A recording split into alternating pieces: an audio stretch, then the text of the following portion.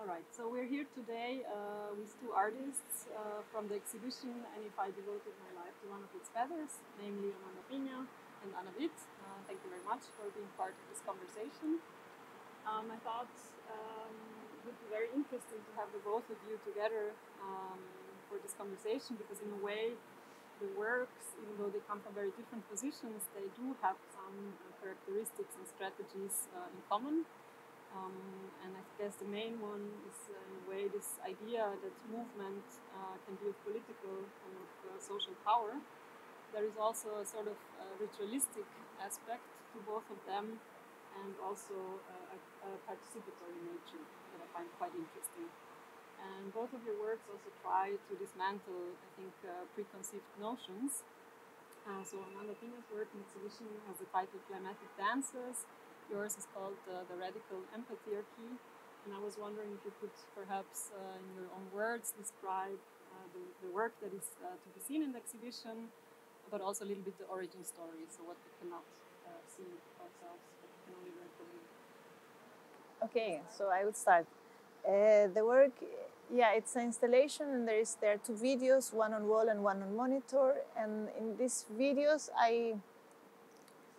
I work on a research I did, which is somehow personal and somehow has to do with the sort of investigation I do with ancestral forms of movement, dances that comes from the highlands of Puebla, Mexico. So I investigate a lot or research a lot in Latin America, especially in the late last years in Mexico. And the works are connected. They have some points of connection, and I think the connection is basically the issue of mountains in other ontologies and what mountains are still today in Amerindian ontologies, very different to the notion of natural resource or the notion of nature or geology, tourism, topology. And I think that's the contact point of both video works. And the personal story is that the place where my mother comes from is being impacted by a mining project, this mega mining project, by a company called Anglo American, but it could be called, it's business as usual. But we know that if they expand the mining company, the mining project, the area where I come from, where I grew up, is going to be left without water, and it's going to be an impact that is probably irreversible, because of the amount of water that you need for mining project and the amount of toxic waste that then has to be placed somewhere. So out of this concern, and also thinking about my mother line and thinking about what are the connections to the earth that in my ancestry are present, I did this piece as a way to survive the personal experience of being in a sacrifice zone, which then, of course, fuels, the global north, economic growth, development, progress, etc. The work which is shown in the exhibition is called the Radical Empatriarchy, or das radikale Empatriarchat, and it was developed in 2018 in Leipzig together with a group of teenagers, and it's a collaborative process from the beginning. So it was developed in half a year together. So I came there and with a very loose idea about creating a film about a fictional youth movement together with teenagers, because I was interested what could that be? What would young people imagine a youth movement to look like in a time when politically, especially in Leipzig and also many other cities in Germany, the idea of movement was very determined by the right wing, where you had Legida, Pegida. So I wanted to create a project which shows an alternative idea of movement that is totally developed also like with a group. So it's very experimental. So I started, and I didn't know what will come out. So during the process, me as an author got more and more into the back, and it was really also about finding forms and the content together. So it's not that I had a script and I give directions, but it's really kind of to work it out together. And so the final outcome, which is based mainly on a conversation of the group, where they are kind of trying to find like a manifesto for their movement, and kind of using a lot of utopias, which for them are kind of relevant, but not in a usual way where you have a manifesto normally as a written form, then you have it as a text, but in order it's never really like spoken out, but then it's performed in the city, because we felt that performance would be at least a consequence. So it's not only words, but it already has this kind of experimenting with ideas that they had in public space, and to experience also the space through their ideas. So that was kind of the concept of the project, and the group of young people came together as they're all in a something like cultural year. So it's either you go to the military or you do social service, but there's also something like cultural service, and so this group contains of young people who are doing that, and it was a process-based project mainly. Yeah, so I mean, what I see as kind of overlapping qualities or strategies, even though from very distinctly different positions, is exactly kind of this bodily practice in a way of transmitting knowledge in a bodily way. So not exactly, I mean, you also speak about oral traditions, I think, in your case also this use goes out into the city and kind of experiments right away with almost kind of involuntary audience, this bodily experience. But what I thought is also interesting is that they come in a way from this almost diametrically opposed position. So in Amanda Piña's work, I see this kind of also approach of bringing something into the museum that is considered kind of traditional knowledge, since it relates to traditional dances, and is also related to the work of an anthropologist, if I'm not mistaken. And in Anna Witt's case, in a way, you go out of the museum, so you take something, or you take something that is considered to be part of the contemporary art gallery, but you take it into public space. So, but at the end, in a way, I was wondering if the goal or the aim isn't quite similar. So that this kind of questioning of preconceived notions and of binarisms that are prevailing. So I'm just curious, you would agree or disagree, or what is your opinion on that? I'm not sure. I mean, when I work with indigenous forms of dance and bodily practice as ancestral forms of knowing, not to say knowledge, but forms of knowing, I actually sort of disbelieve the contemporary as a format, because the contemporary is structured in a way that it exiles all others, especially the racialized, from the time now. So it's a machine of appropriating the now, of colonizing the now, which I find very problematic. And the contemporary art of people that are outside of that context, modern colonial context, is then placed as form of cultural belief. So it's reduced to cultural belief, and then it's placed it's evicted, right? It's a system of exclusion for sure. But I am more interested in, make visible those mechanisms through the entering of contemporary practice called indigenous forms of dance, which have a history and a lineage and that don't reproduce the continuous now of modern colonial art.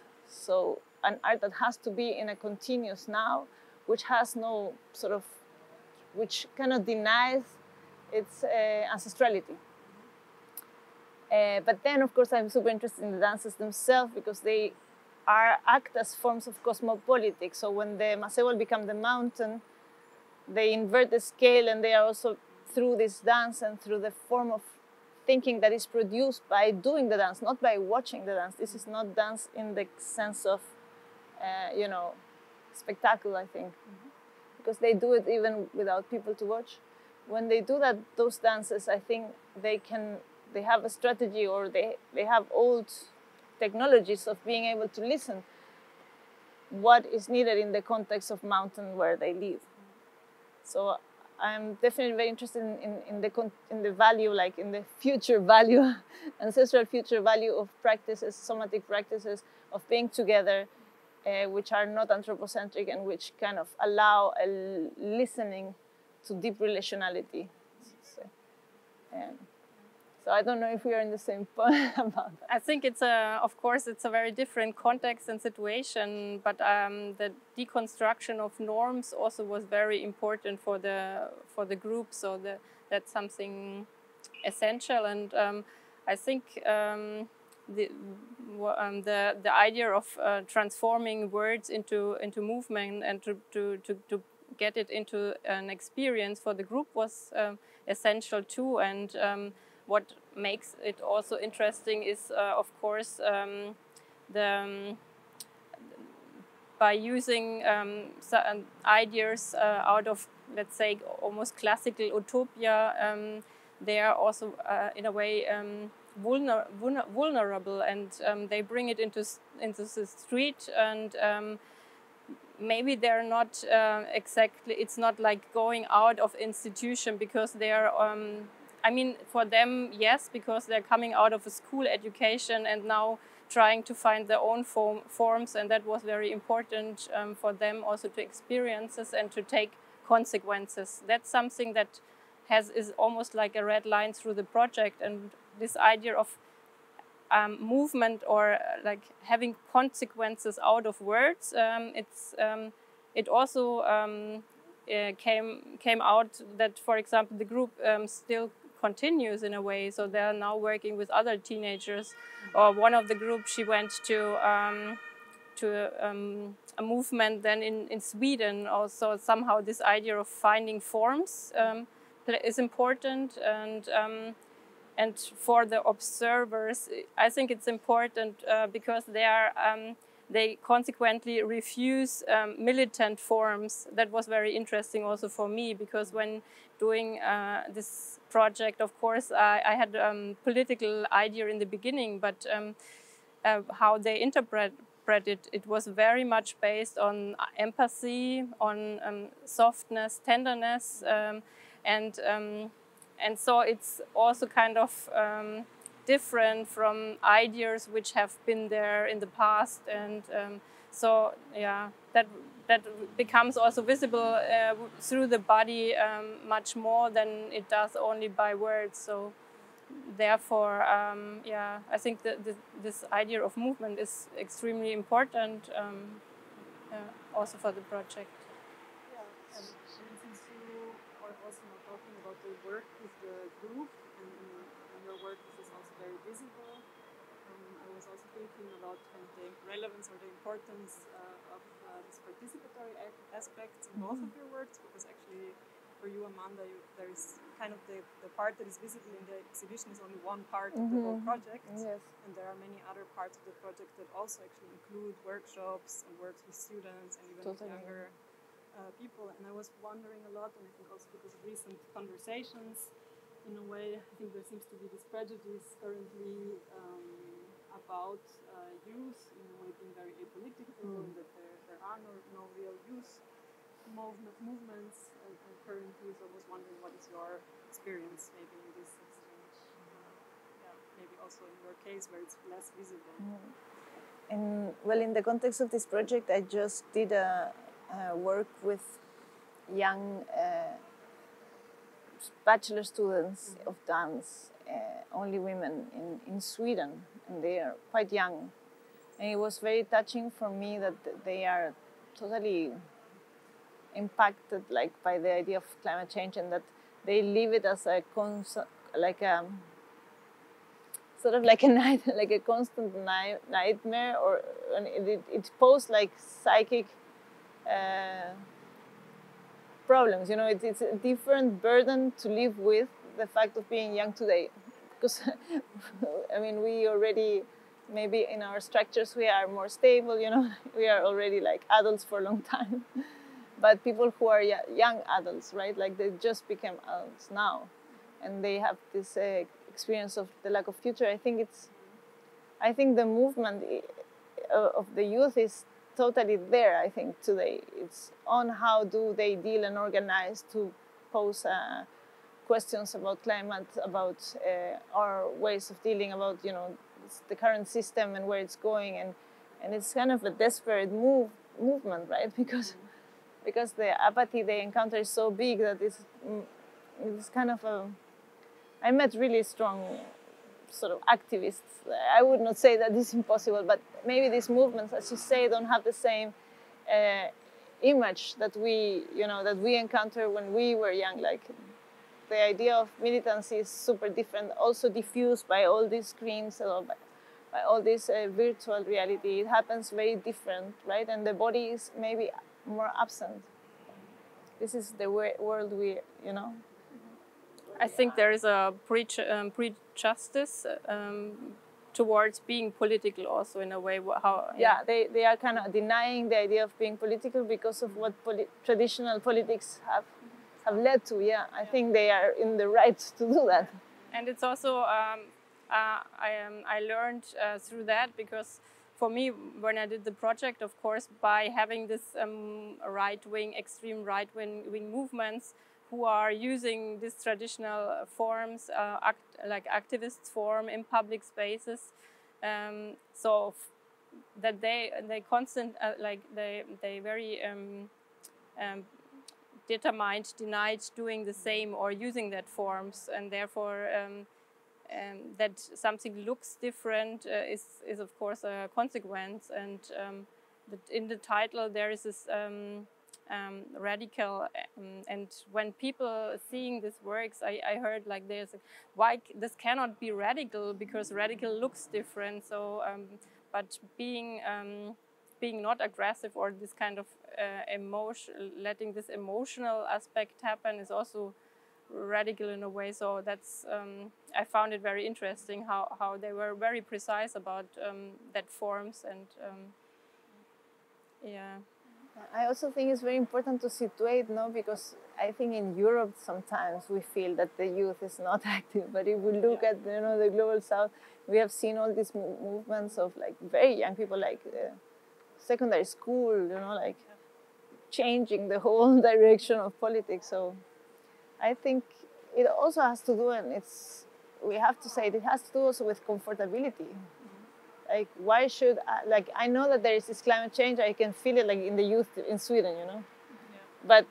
But at the same time, everything is okay, there is peace in the street, you know, I am taken care of. So it's a very complex, I think it's super violent situation, I think, in which they find themselves sometimes harder to have a voice in that context than in a context like, for example, today, Chile, you know, when the youth can have a discourse, a shared discourse that is also rooted in a sense of uncomfortability. Yeah.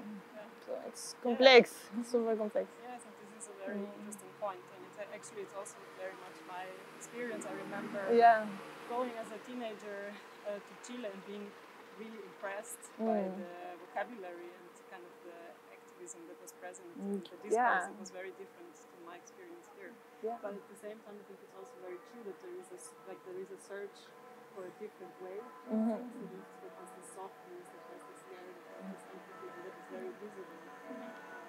Yeah, the forms of care, like they are really, they talk a lot about care and forms of care. Like it's very beautiful to see. I think it's a feminist movement. And I think actually this the lack of future is also very good kind of point, and it's also something that has been in my mind a lot in a way, because this like no future idea comes in a way from punk movement from the 70s, but I feel that now 50 years later, there is actually really no future, that it's a very different, that this no future has gotten quite a different notion in a way for the youth.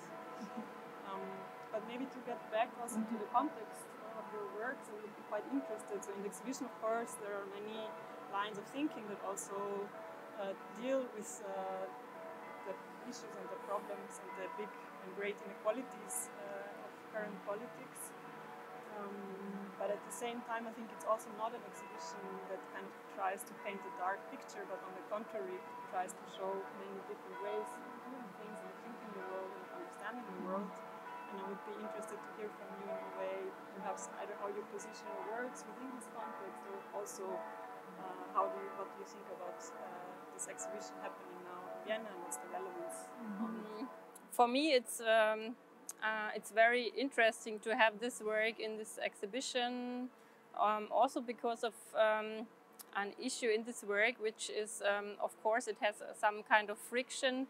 The work was shot in the context of a museum, so the space where it's created is, of course, it shows a very kind of bourgeoisie surrounding, and when I now speak with these teenagers, they know from themselves that, of course, they are educated, so they speak of out of a kind of privileged point of view.